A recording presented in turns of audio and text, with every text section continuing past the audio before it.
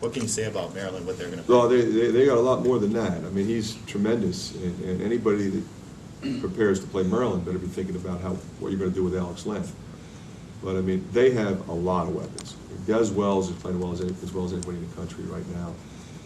Faust is tremendous. Howard, they got weapons that go off the dribble that they're going to play a little faster than some of the teams we've played recently. This could be a game in the high 70s and the 80s. I mean, with the way we both play. They've got a tremendous freshman class. Mitchell's very good. Clear's very good. So they have size, they have speed, they have powerful wing guys.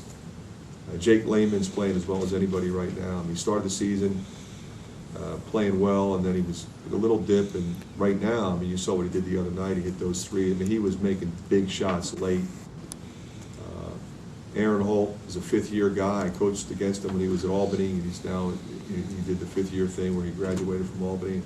Tremendous three-point shooter. So, Mark's put together a great team in a short period of time with a lot of pieces that work.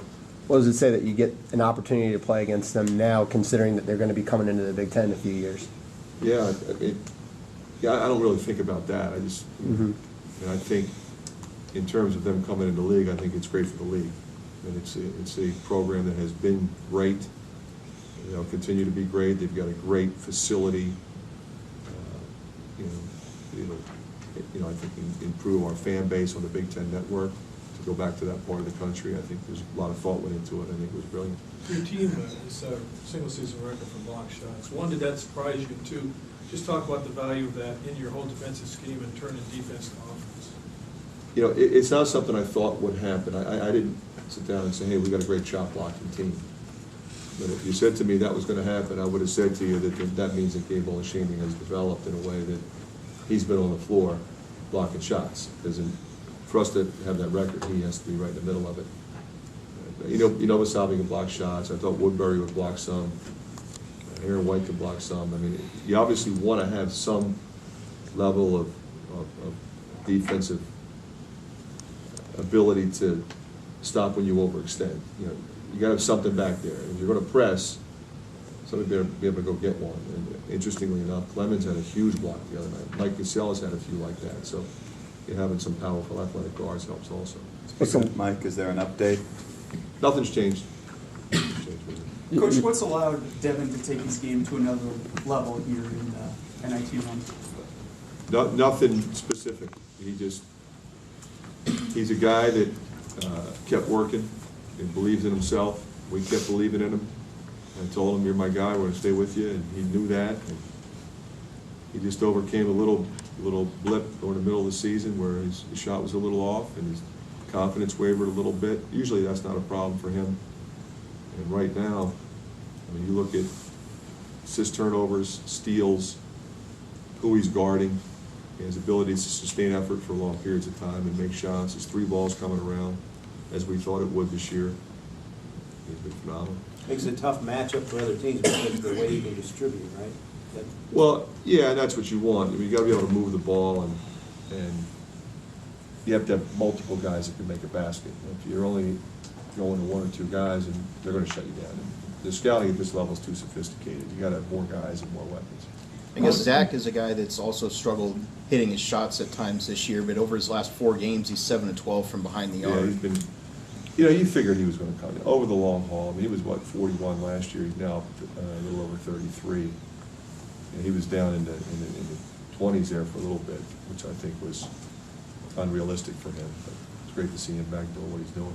I guess how do you get a guy like that out of a slump where he's just ice cold all year? Well, you tell him keep shooting, and you work with him. You don't ever want to put in his head that, hey, you need to move it on. It wasn't a great shot for you. We set him up. We go to him. What can you say about Anthony, the way he's really been struggling, but then you needed him big time in that second half, and he came through? He's one of those guys that his concentration wavers occasionally, and that's why, of all the players on the team, I'm usually on him the hardest because he's got everything that you need in terms of ability. He can guard, he can shoot, he can drive, he can make plays. But you'll see him fiddling with the ball once in a while, and you'll see him stand up on defense once in a while. So I am on him harder than anybody else on this team, and he can take it. You know, he's a tough kid. He's an intelligent person, so he gets it. I'm not on him because I like to be on him. I'm on him because he needs me to be on him, and he knows that. He knows I love him, and I'm going to come back to him. I might rip him and pull him out, but I'm going to put him back in, give him another shot. And normally, you know, a lot of times once kids go south, that's it. He has the ability to come back and make plays. Even when he had what was a terrible turnover the other night, he goes back and makes one of the greatest blocks in the game, which really was a huge momentum play in that game. Fran, you were introduced as the Iowa coach 2 years ago today. Can you kind of reflect on where you've come in these 3 years and maybe what you expect in the future? Well, you know, we expected to build something special. And, you know, I felt like with the history and the tradition that we had, the fan base that we had, the facilities that were in place and the facilities that were on their way,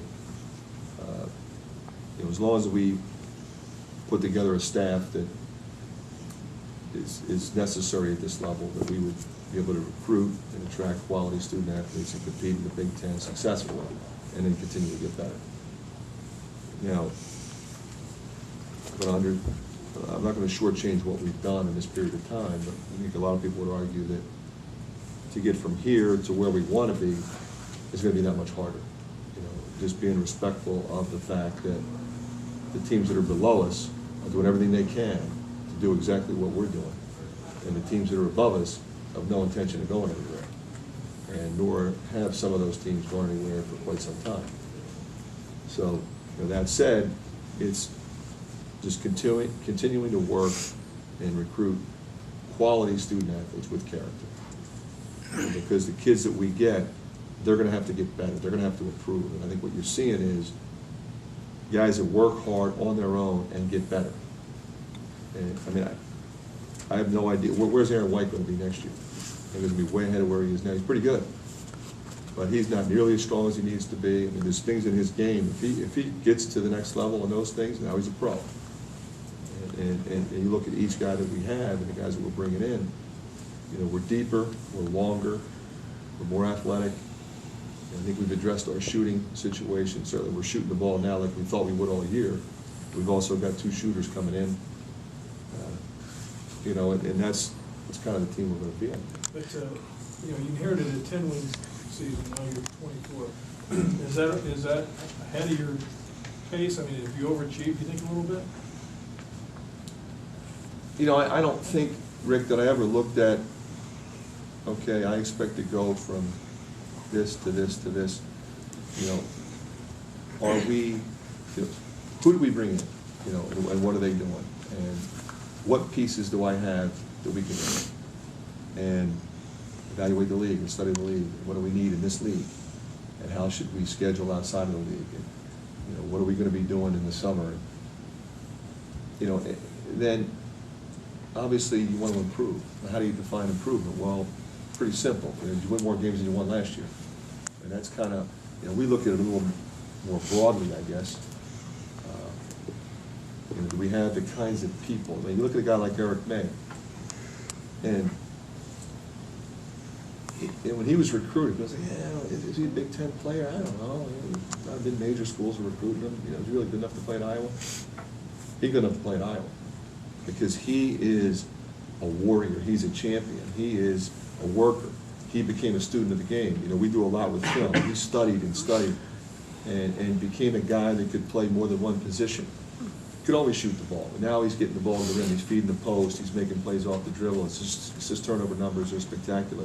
They were flipped 2 years ago. Well, he became a better player. And you know, yeah, you know, I'd like to be able to walk into the gym and say, okay, I'll take Sullinger. You know, right now I can't do that.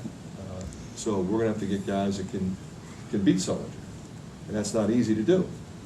And they won our league this year. So you never say, wow, this is great, we're going to be 24 wins, I'm thrilled. Okay, we're happy that we have 24 wins, that's great. We're not at any point in time going to stop continuing to work every day on all aspects of the program. Because we're not just building a basketball team, we're building a program. How are we perceived on a national level? How are we perceived in the state? How do prospects that are considering where to go to school, and they have plenty of options, how they look at us. And, you know, there again, the exposure that we've gotten in these games has been very helpful, I think.